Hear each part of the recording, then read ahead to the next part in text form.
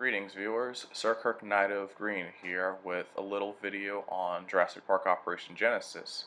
So to preface this, I basically am going to get Jurassic World Evolution, which is kind of like a spiritual successor to this game. So I went back and picked up this game in order to, play around with it and kind of get the feel for Park Sim, because I haven't played this game in years. Like, I used to play it all the time back in the day when I was a kid, but been doing bigger and better things. But honestly, this game is still pretty good, and I really liked it.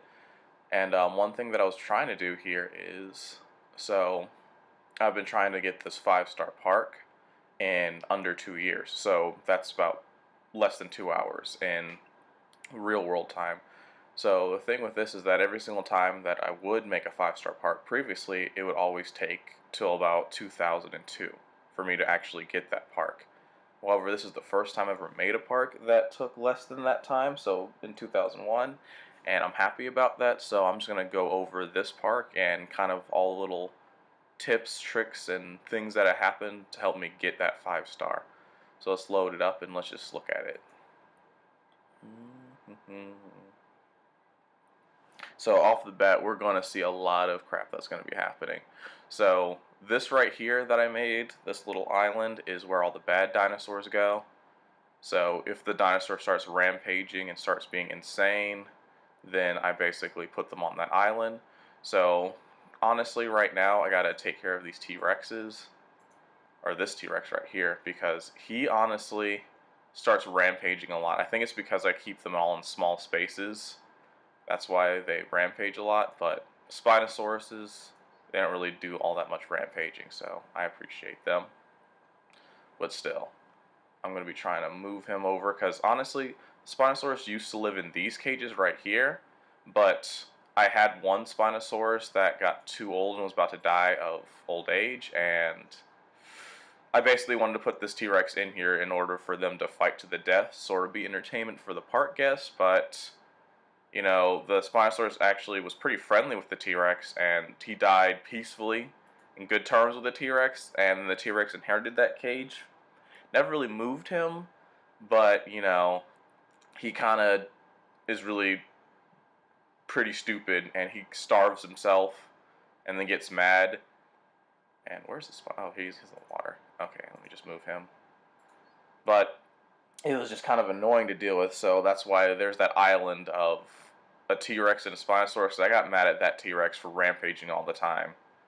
So I moved him to that little island that I showed first off, and I wanted him to get killed by the Spino, but unfortunately that T-Rex lost a fight to the Spino, and he's just forever a chicken, and so he won't fight back against that. So let me look at all these messages. There's probably a lot of crap, ton of things I had to look at. Good. Oh my goodness, all my dinosaurs are getting sick. I even researched, research all the different cures and stuff to make sure that they'll be fine, and so the autoimmune, but some of these species I created before I got those technologies and before I got the vaccine, so I'm guessing they're just still being pretty bad right now. But this park is pretty, this park has an interesting history, a pretty interesting story of how I got this park. I mean, honestly, it's a very small park.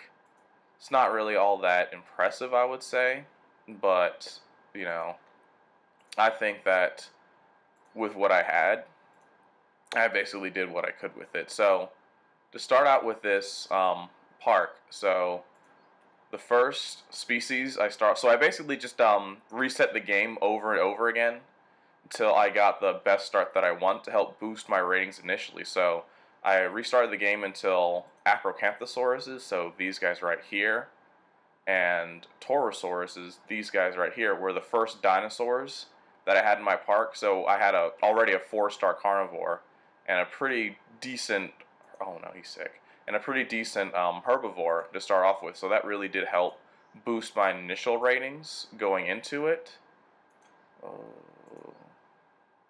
As well as, from there, then I got the site that contains Carcharodontosaurus, who I'm glad they can live peacefully with Acrocanthosauruses and Spinosauruses. So, yeah, that's where they originally used to live, right over there. And Ouranosaurus right here. And then from there, the next site I chose was the one that contained the T-Rex. And oh my goodness! Stop. Stop. Bad. Bad, bad, bad, bad, bad, bad. I put you in a good spot just so you wouldn't do that. But anyway, so the next site got the T-Rex, and then I got the Styracosauruses and the Corythosauruses. Oh my goodness, everything is getting sick and everything's rampaging. Okay. This is annoying. I'm gonna just vaccinate everybody. Shoot everybody with everything. Oh my goodness, what is happening? All these diseases. Okay. Hopefully nothing's dying. But anyway, so yeah, T-Rexes, Corythosauruses, and Styracosauruses. Then I went for the sites that had Velociraptors, so these guys there, and Gallimimuses, these guys running, and the Malicephalae. And then last but not least, I got a Jurassic site. So it contains Allosaurus, Kentrosaurus, and I don't have the research yet for Brachiosaurus, but that's what I'm working on, and that's going to be the last addition to my park. So anyway, when talking about the... Ooh, that's good. So when talking about, like, the strategies I use for basically making this park, honestly, I try to keep it really small and really condensed so people can explore and walk around and see all the dinosaurs pretty easily. So I try to be pretty minimalistic on the pathing, but I also like added like a crap ton of viewing vents and viewing towers and gift shops, as well as a lot of different like bathrooms and food amenities, because honestly the people in this game are pretty dumb, and unless you keep their options limited of where they'll walk, they'll probably walk themselves in a very bad spot and just continue to run around and just complain that they don't see anything, which is unfortunately been a thing that has happened a few times. So, ooh, okay, we gotta get some more DNA here to help increase the life expectancy of some of these guys. I think some of these guys might die. So, anyway, with the start of the game, with the dinosaur, so with the he is over here jerking. But anyway, yeah, the reason why I got two Acrocanthosauruses in here is because one of them is about to die of old age sooner or later, so that's why I've been replacing them. And I've went through about 3 of these guys, so they had about 55 of their DNA, so they didn't live, what, 6? They only live like 6 months when they only have 50% of their DNA, so I'd replace them so much. And the Carcharodontosaurus, he was my original. I got about like 70% of his genome, I think, by the time I got him, so he has a decent amount of time to live. But anyway, what is wrong with these T-Rexes? I guess I gotta put them on the bad eye. Okay, hopefully you're... I'm gonna just pick you up, hopefully you're good. I'm not gonna put you on bad island, I think you're fine. But anyway, so, okay, so minimalistic approach. So, you know, less paths, less stuff. I didn't spend a lot on fences, and honestly, I think that's probably the biggest reason why some of these dinosaurs get upset a lot. Is because they basically, you know, don't have too much space to move around, and they get upset, and then they start flailing around and fall unconscious. So, you know, yeah, it's kind of bad that I use such small spaces for them, but, you know, I wanted to get this 5-star pretty quickly. Another thing that I do is I only have, like, at the start of the game, I only had one hatchery. I built 2 others, but at the start of the game, I only had 1 hatchery on this island, and I would basically just use that to save money instead of on multiple ones. So I just use this, create all the dinosaurs I want, and then I would basically subdue them with a helicopter and then transport them to whatever cage that I made. So, you know, that saves money instead of having, like, all these different hatcheries everywhere. And also that saves space, and if you want to make these tiny enclosures that make everybody upset.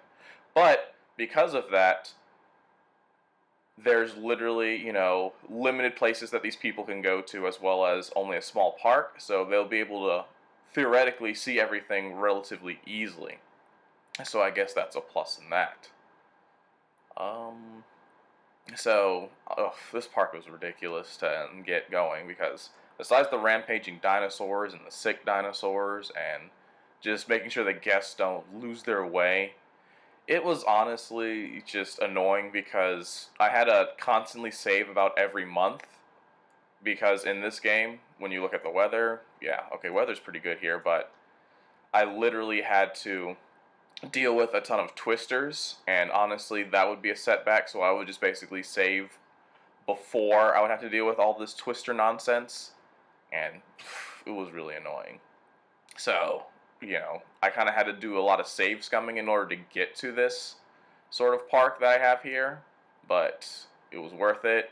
I think it looks good, well, despite being very small, and I think I've gotten everything relatively under control.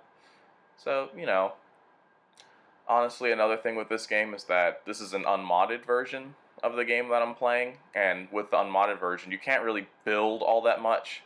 Like, seriously, I can't build more than so much trash cans, fences, and, benches, I should say. So, honestly, you have to kind of keep it small. I mean, I could also... Ooh, viewing dome, yay. But I can also mod this game so I can get more dig sites as well as more stuff that I can build, which would make it so I can build more expansive park. I mean, because look at this. I'm not even using like a fourth of the island to make this, so it's definitely a pretty small park, and it's definitely it kind of breaks the sort of enjoyment of the game when you realize that you can't build these massive parks that you want unless you mod the game, which I'm actually going to probably be playing it modded sooner or later. So, another thing with this park is that, I'm honestly going to see if I can build a park similar to this in Jurassic World Evolution when that game comes out. And I basically want to do videos of me comparing some of like the dinosaurs. Yeah, they get stuck on walls all the time with these small kids. But yeah, and I wanted to basically make a lot of comparison videos between Jurassic World Evolution and this game, because honestly, that'd be pretty fun. As well as, kind of like compare the historical accuracy of these dinosaurs, because, no feather T-Rex, but, well, no feather velociraptors. Oh, is he dead? No, he's asleep. Yeah. But, I really do like this game, and I'm glad I was able to get it again in order to play it, because it's a very fun game. It's a bit limiting unless you mod it, but, it's definitely something that, you can get into once you're like used to it.